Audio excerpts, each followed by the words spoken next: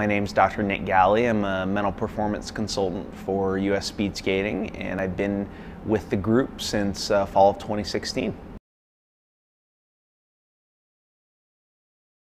Yeah, emotional health is really, a state of well-being where individuals feel, generally satisfied with their life, are able to interact effectively with other people, and feel like they have the tools to move toward the goals and accomplish the things that are important to them.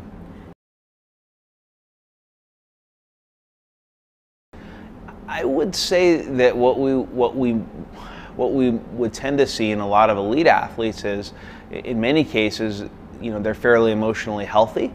It would be, challenging to get to the level that they've risen to, and have poor emotional health. So that means they've probably had a lot of social support to get to where they've been. They've had access to resources. Certainly, they've accomplished a lot of their goals.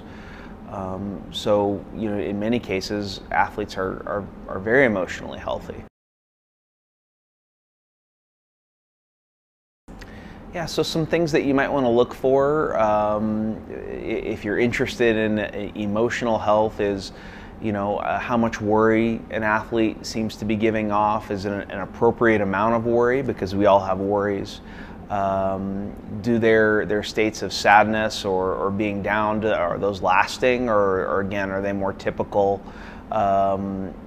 states of sadness that we all go through, sort of a period of the blues? Do they laugh? Do they smile? Do they have friends? Do they have a life outside of sport? That's very important. And really, it's very individual as well. So what emotional health looks like for me may be different than what it looks like for somebody else. A lot of times what we're looking for are deviations from the norm for that person. Are there things that are really out of character? That's when we might become concerned. Well, I think the first thing for a coach is hopefully you've developed a relationship to where you feel like you can approach the athlete about that. The coach works with the athlete more than anyone else in the sport world, so hopefully they feel like they can pull the athlete aside and say, hey, I notice you've been acting this way, or you've been doing this when you usually do that. What's going on? How can I help? What do you need to talk about it? That would be the first step. I do think that there is still a stigma. It's much better than it was. We've seen a lot of high-profile athletes in the last 5 years especially really be open and share their stories over social media or in popular sport news outlets like Sports Illustrated and ESPN. And I think that really has generated some dialogue, both in the sport world and outside too. I think people are more realizing that this is mental health, emotional health problems are around. They don't mean that there's anything wrong with you. They just mean that you're a human being. So I think there's a general stigma that's getting better. In the sport world, I do think there's a sort of a special stigma because as an athlete, you're supposed to be able to push through and manage things and suck it up. That's something that you hear a lot, and that serves athletes very well. So there is a sense that, if you talk to someone about this stuff, especially if it's someone like me who's, that's what I do is mental stuff, that maybe there's something wrong with you. Maybe you're not quite mentally tough enough. But I would say if they're willing to take the first step to talk, oftentimes, with a bit of encouragement, that they will open up if they feel like they're being listened to and there's a sense of trust and a good relationship.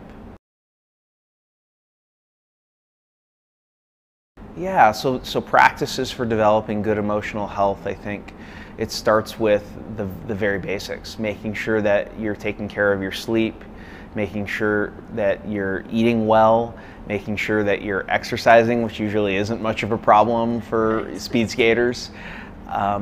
very basic things that a lot of us take for granted. Screen time has become a real problem. We're starting to see in the research some links between screen time and anxiety, depression. So managing that's where it starts. And then from there, it's, you know, making sure that even though this is your life to be a high-level athlete, that you have other things. There are other parts to your identity, other things that you enjoy, friends that you can interact with and talk about other stuff because you're more than just your sport. And then with a lot of our athletes, they enjoy doing a bit of meditation. There are some good apps out there like Headspace that you can, you know, plug into and just, you know, separate from this chaotic lifestyle and just be. I mean, mindfulness is a big buzzword right now, and we're constantly preaching to our athletes mindfulness, both in terms of their performance, but just in terms of, you know, being human and being emotionally healthy. So those are some things that, you know, some of the very basic things that I think, not just for athletes, but for everybody, for parents and coaches as well.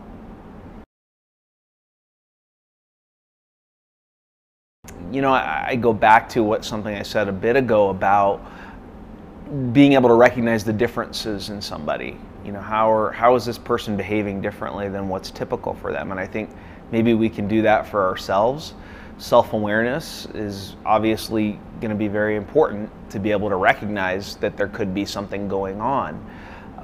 So cultivating that, however works for you. I mean, some people like to journal, taking a moment for reflection, and that's why mindfulness is important, because if we say, you know, instead of having a full mind, to be mindful. If you're constantly having a full mind, you're never stopping to take stock of what's normal, and things it's a slippery slope. Things are slowly getting out of hand and sliding out of control. So the earlier you can catch that, the better. So being able to take a moment and how am I feeling? How have I been feeling? Am I okay with how I've been feeling? Is this, you know, do I feel successful day in and day out? Am I enjoying what I'm doing generally? You know, not every day is fun. But you've got to be willing to go inside yourself, which not everybody is great at that. In some cases, people have become really good at shutting that off. But I think a lot of times, you know that, like, you're not happy. There's something off. You know, you can only be unhappy for so long. And what's great about being an athlete, one of the many great things, is that you have a built-in support system, hopefully, of people that you can talk to about that and not be isolated. Very much so. I mean, and I think a lot of times we think about and talk about, oh yeah, resilience. So I think resilience is something that is interchangeable and that we have to discuss when we talk about emotional health. A lot of times we think of it as this really almost mythical quality of resilience, and we look at and talk about people that have been able to overcome these incredible odds, but in reality, you can't go through life without being, you know, resilient in some respect. Now, some people you know, have been less successful in tapping into that than other people, but a lot of the things that I mention about, you know, taking care of yourself, emotional health, having social support, sleeping, eating, all of those things go into, you know, helping you to be resilient. Being able to tap into sort of the past adversities and things, tough spots in your training that you've overcome, all of that kind of increases your confidence in your own ability to be resilient. But you gotta be, right? I mean, there's not really a choice in sports and in life. I mean, it's there. I think, you know, the big sign is that you can struggle and have a tough day or even a tough week and be okay with that and move on and have a better day or a better week the next time. It speaks to that resilience, is that it's not like long-standing, I feel, you know, like junk all the time. That you have sort of normal, healthy patterns of ups and downs. Are you taking time every day to tap into what we call these different dimensions of wellness? So your intellectual wellness. Are you stretching yourself and learning new things? Are you tapping into your social wellness? Are you working with other people? Are you enjoying spending time with other people? Are you taking time for yourself, the mindfulness and the meditation? Do you just feel balanced? Do you feel like, even if you don't have everything you want in that moment, do you feel like, you're living in accordance with what your values are and working toward those things? Again, all of that requires a fair bit of self-awareness. If you're 10 years old, I don't expect that, you're there yet, but as a parent or a coach, that's kind of part of your job, is to help clarify those things for them. I think it's great. I think we do too much of. I think it's great that we're focusing or emphasizing more the fun and the play aspect of competitive sport, because it's sport, and we do talk about playing sport, right? It's not working sport. We're playing sport. So too much of the time, I think we tend to put things in boxes. Well, if it's play and it's fun, then it can't be serious and competitive. And if it's serious and competitive, it can't be play or fun. And I don't think that's true at all. I think some of the most enjoyable, fun things involve competition and involve striving to be the best that you can be. So I don't think the fact that we're emphasizing enjoyment and personal improvement takes anything away from our ability to be competitive. In fact, I think it enhances it. One of the things that I preach to all my athletes that I work with is, if you're enjoying what you're doing, you're putting yourself in a much better position to get the best out of yourself. If every day is a struggle and you're always questioning why you're doing this, and if everything hinges on getting the medal or qualifying, over time, that's where we see burnout. I think the first place to go would be to make an appointment with your family physician or family doctor, because they're kind of the gatekeeper into these services. They're going to know what's available to you, or they should know how to put you in the right direction in your area. In terms of just getting some information, if you want to go online, the National Alliance on Mental Illness, NAMI, is a great place to check out all kinds of information and resources. CDC, Centers for Disease Control, also has a lot of statistics and resources. American Psychological Association is another place. Just if you want to learn more about emotional health and what good emotional health is, and signs and symptoms and all of that. If you're looking for sport-specific resources, National Collegiate Athletics Association has really done a lot to try and put this issue at the forefront of what they do at that level. And even if you don't have a son or a daughter who's an NCAA athlete yet, you can check out some of the resources that they have available to them. There really is a lot out there now that there wasn't 10 years ago, and you can really educate yourself quite a bit.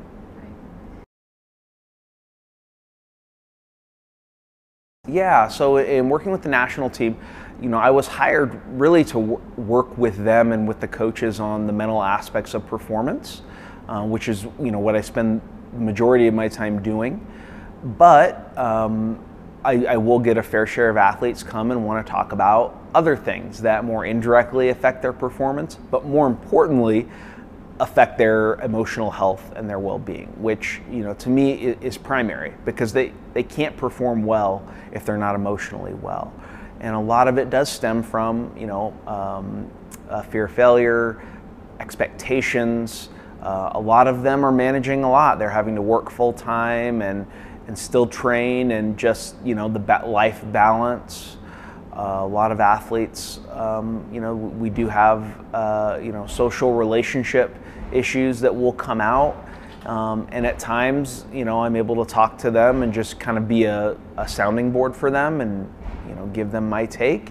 And then other times we have more clinical resources that we can refer them to either if they're on the elite athlete insurance, or I can help them find somebody that they can work with through their own insurance. But it's fairly common. I mean, people may not think that it is, but there's a good majority of high-level athletes who, you know, may not have a clinically diagnosable mental illness, but who are struggling with a lot of the same stuff that other people their age struggle with, but also with some unique things as well, and those come out.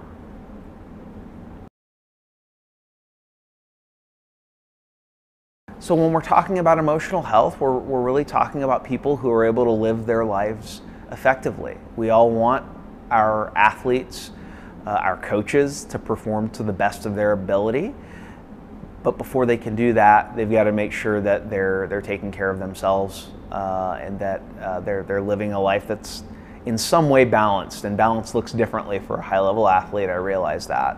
But if we ignore and we assume that, you know, everything's just okay if you fight through it, I think, you know, we risk creating an environment where we have poor emotional health. So I just think it's something we need to think about and be proactive about with the youngest of athletes, making sure that they know that they are empowered to take care of themselves.